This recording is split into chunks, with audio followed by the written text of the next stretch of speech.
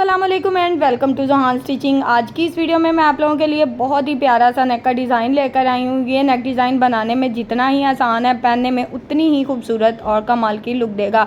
अगर आपका suit plane है या प्रिंटेड है ऑल ओवर प्रिंट में, तो आप ये डिज़ाइन बनाएं।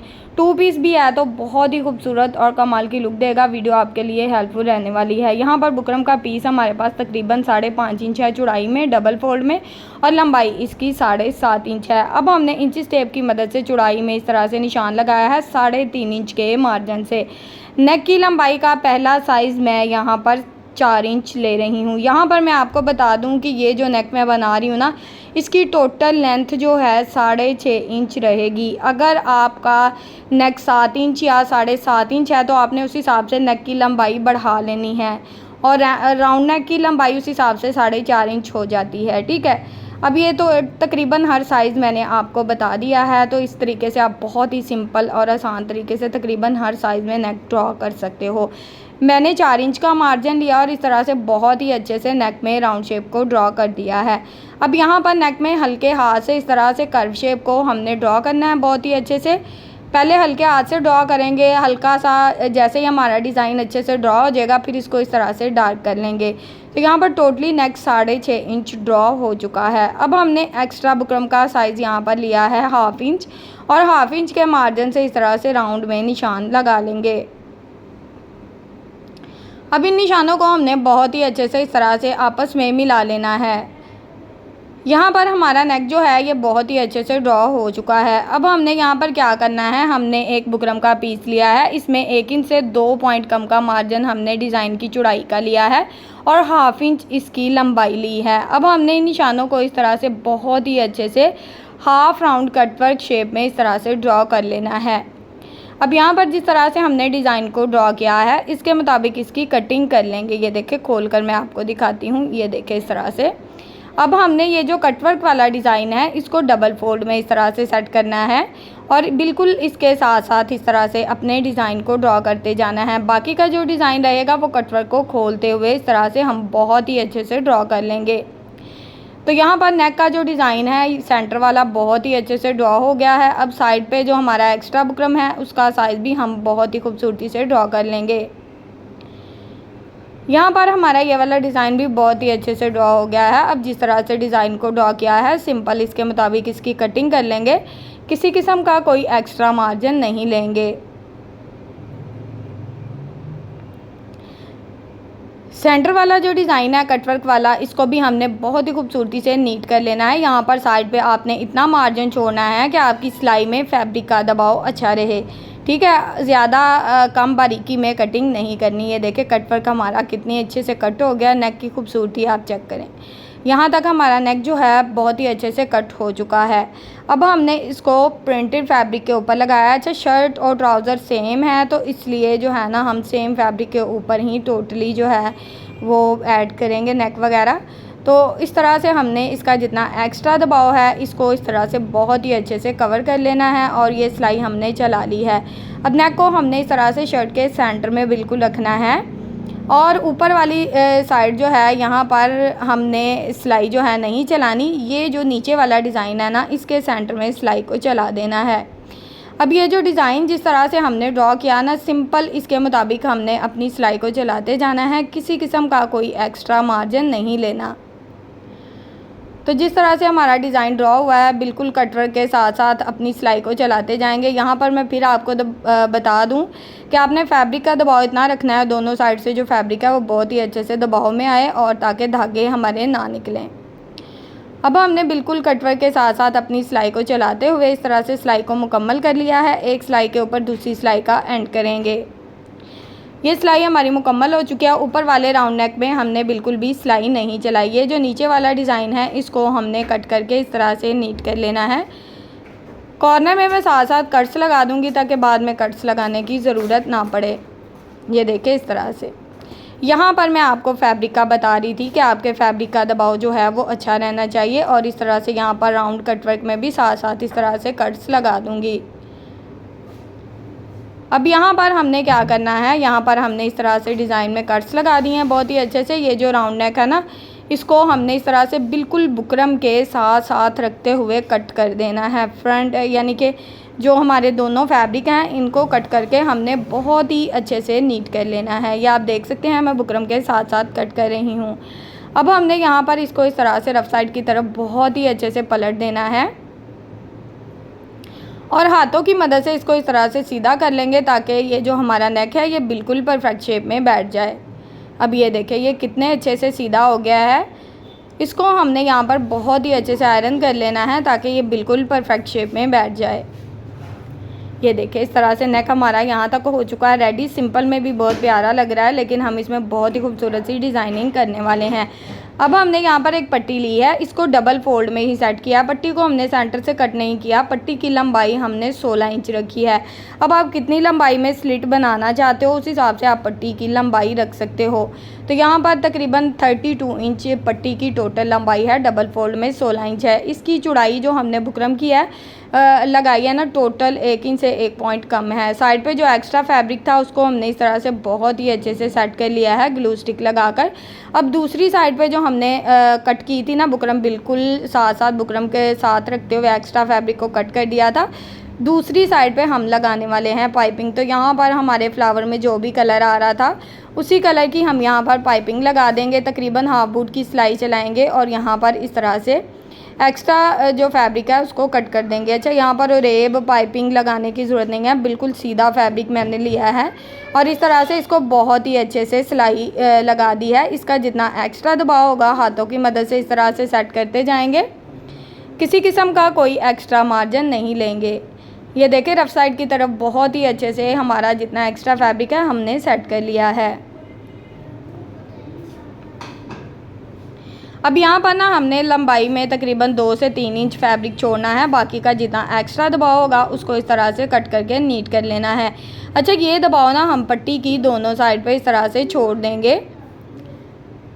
अब हमने यहाँ पर क्या करना है, ये जो एक्स्ट्रा फैब्रिक है ये आप देख सकते हैं पट्टी से थोड़ा सा ज़्यादा चौड़ाई में है। जब हम इसको फोल्ड करेंगे तो पट्टी के बिल्कुल बराबर करके ना ग्लू स्टिक लगा देंगे इस तरह से।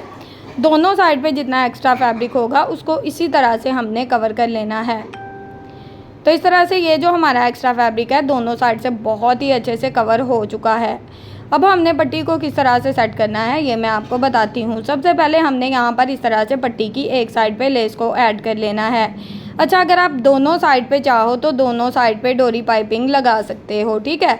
अगर आप लेस ऐड नहीं करना चाहते, अगर आप लेस ऐड करना चाहते हो तो आपके पता है लेस की जो लुक होती है वो बहुत ही प्यारी सी होती है। तो इस तरह से नेक की जो लुक है वो थोड़ी सी फैंसी में आ जाती है। अब यहाँ पर पट्टी को फिर से इस तरह से डबल फोल्ड में सेट करेंगे। डबल फोल्ड में सेट करके यहाँ पर ये जो नीचे वाली साइड है ना सेंटर मार्जिन इसका, यहाँ पर इस तरह से एक निशान लगा लेंगे।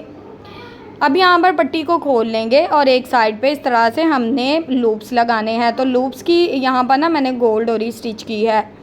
तो लूप्स की जो लंबाई है तकरीबन 2.5 इंच है। मेरी बहनें अक्सर मुझे कमेंट करती हैं कि आपी हमें गोल डोरी बनानी नहीं आती, ठीक है। तो गोल डोरी के बारे में मैं बहुत सी वीडियो जो है अपलोड कर चुकी हूँ। एंड स्क्रीन में आप लोगों के साथ शेयर कर दूँगी कि आप लंबी से लंबी गोल डोरी किस तरह से बना सकते हो। वैसे तो आपको पता है कि ओरेब फैब्रिक से गोल डोरी बहुत ही अच्छे से बन जाती है और सेम फैब्रिक में आपको पता है डोरी में जो होती है ना वो नफासत भी होती है और ये बहुत ही अच्छी सी रहती है। रेडीमेड डोरी से ये ज़्यादा बेस्ट रहती है। तो इस तरह से यहाँ पर हमने इसके ऊपर देखे कितने अच्छे से सिलाई चलाकर 2-2 लूप्स में सेंटर में गैप देते हुए इस तरह से इसको सेट कर लिया है। हाफ से थोड़ा सा ऊपर छोड़ते हुए इस तरह से हमने लूप्स लगा दिए हैं तकरीबन थोड़े थोड़े गैप में। अब सेंटर से इस तरह से इसको हल्का सा दबाएंगे और ये देखें फिर से निशान को मैंने अच्छे से पक्का कर दिया है। अब यहाँ पर इस तरह से हमने पट्टी को सेट कर लेना है। सेंटर में हमारी पाइपिंग आएगी और साइड पे इस तरह से हमारी लेस रहेगी। ये चेक करें ज़रा, यहाँ पर हमारे कॉर्नर जो हैं ये बहुत ही अच्छे से बहुत ही खूबसूरती से बन जाएंगे। अब पट्टी की रफ साइड पे हमने इस तरह से ग्लू स्टिक को लगा देना है। ग्लू स्टिक को लगाने का मकसद ये है कि जब हम पट्टी को सेट करेंगे तो हमारी पट्टी जो है सेंटर से बिल्कुल भी नहीं हिलेगी। ग्लू स्टिक की मदद से बहुत ही अच्छे से सेट हो जाएगी। सेंटर में ना हमने निशान लगा लिया है। अब जितनी भी यहाँ पर अगर आपके पास एक्स्ट्रा पट्टी है ना, आपको पट्टी की लंबाई ज़्यादा लग रही हो तो आप यहाँ पर पट्टी को ऊपर वाली साइड पे बढ़ाकर कट भी कर सकते हो, इसमें कोई मसला नहीं है। अब यहाँ पर ये देखिए इस तरह से मैंने हल्की सी ग्लू स्टिक लगाकर ऊपर वाली साइड पे भी नेक को अच्छे से चिपका दिया है। अब यहाँ पर इसको थोड़ा सा मैंने इस्त्री किया था तो ये बिल्कुल परफेक्ट शेप में बैठ गया था। अब ये तब तक नहीं हिलेगा जब तक हम सिलाई चला रहे हैं। तो यहाँ पर आपने बिल्कुल किनारे की सिलाई को चलाते हुए बहुत ही अच्छे से अपनी सिलाई को मुकम्मल कर लेना है। तो मैंने टिकटॉक पे नया अकाउंट बनाया है जोहान स्टिचिंग के नाम से। तो प्लीज़ जो मेरे व्यूवर्स मुझे टिकटॉक पे देखते हैं तो प्लीज़ मेरे नए चैनल को फॉलो कर लें ताकि मेरी helpful video tips and tricks आप लोगों को मिलती रहें। यहाँ पर मैंने इस तरह से दोनों साइड पे सिलाई को बहुत ही अच्छे से चला लिया है। आप देख सकते हैं कि पाइपिंग पे मैंने अपनी सिलाई को नहीं चलाया। पहले पट्टी की एक साइड पे दोनों सिलाइयाँ चलाई हैं, फिर दूसरी साइड पे दोनों सिलाइयाँ चलाई हैं। अब यहाँ पर कटवर्क पे भी सिलाई को नहीं चलाऊंगी, यहाँ पर सिलाई को मोड़ते हुए सिलाई का एंड कर लूँगी। ये देखिए सेंटर पट्टी हमारी कितनी नफासत से लग गई है। अब यहाँ पर मैंने एक और पट्टी ली है, ये बिल्कुल सीधी पट्टी है, इसमें कोई उरेब वगैरह नहीं है। इसकी हमने चौड़ी पट्टियाँ स्टिच कर लेनी है। तकरीबन 1.5 बूट का मार्जिन है। मशीन का जो बूट होता है ना 1.5 बूट का मार्जिन लेना है। वैसे इस पट्टी को आप अपनी मर्ज़ी से कम या ज़्यादा कर सकते हो।